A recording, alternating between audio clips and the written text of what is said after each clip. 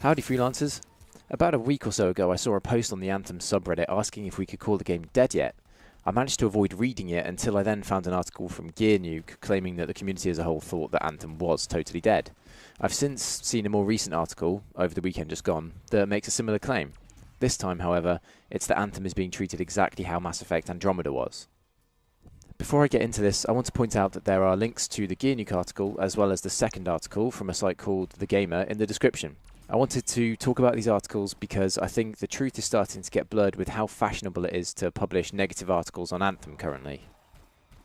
A big focus of both of these articles is the fact that Twitch viewership has dropped from a peak of 51,000 down to double digits as of last week. Having just checked this morning, the numbers of viewers were at 96, which I'll admit is not a lot.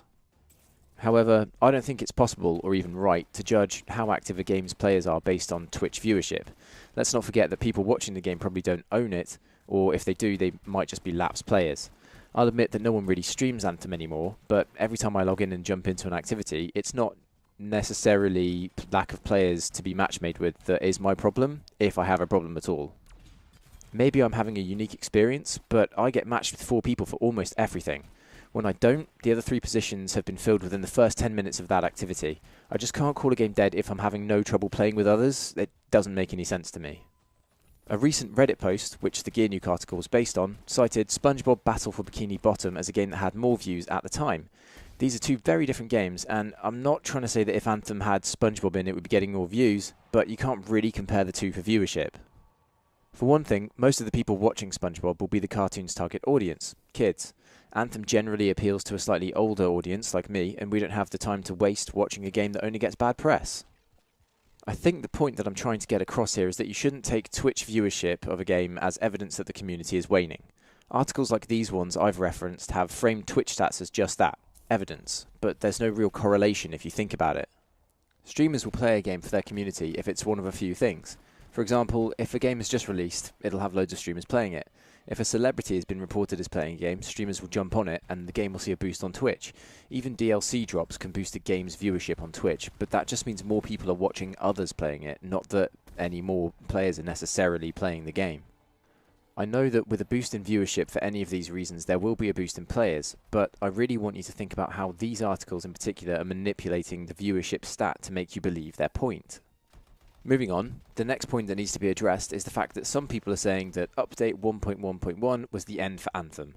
What's the reason that people are saying this? Well, it's to do with Mass Effect Andromeda. When Mass Effect Andromeda launched, it had bugs as well, needed patches, and wasn't what players expected. It received a number of patches, but 1.10 was the last. All of these patches simply addressed fixes and didn't add any new content.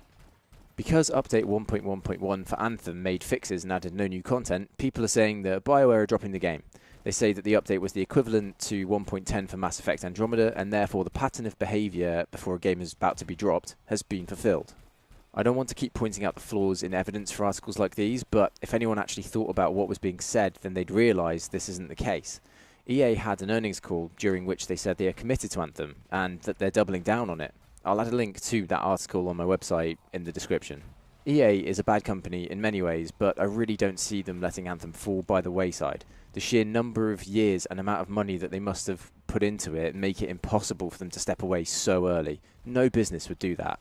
Regarding the update and patch similarity, the human brain is trained to see patterns. I know this is a stretch, but the people saying that Anthem's update 1.1.1 is the end have just noticed what looks like a pattern.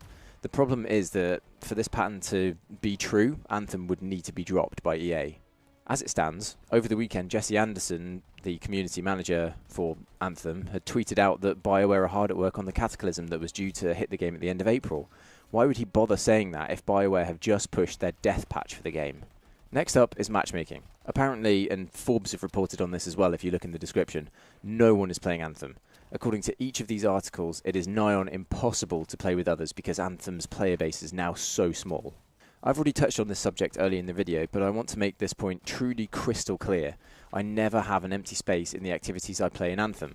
You should be thinking, oh, that's because he's got a squad that he plays with at all times, right? Well, that's not the case. I play MMOs as a solo player, and that's just the way I am.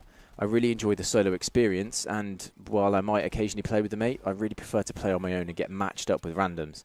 Honestly, it's more of a case that I'm just silent and I don't wake my child up by constantly talking.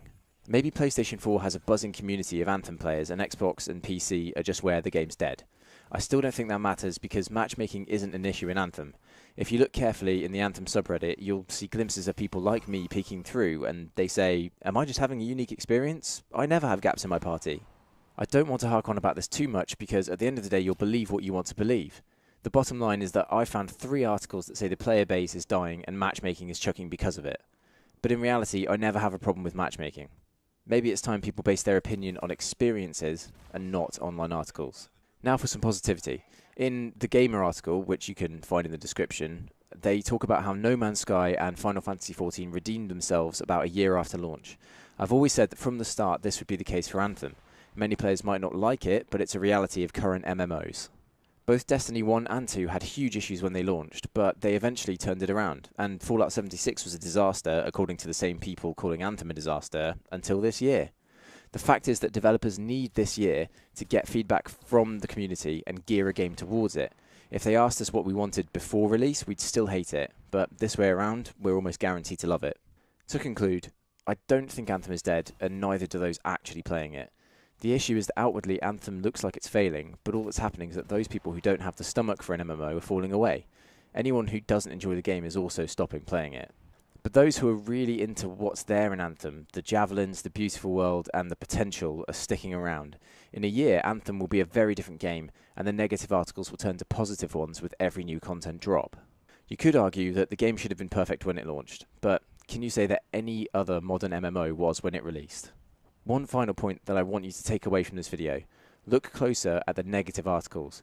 When you read them, it might seem like their point is valid, but beneath the surface, they're based on pretty much zero evidence. The people with the data on the number of players and the amount of money Anthem makes are BioWare and EA.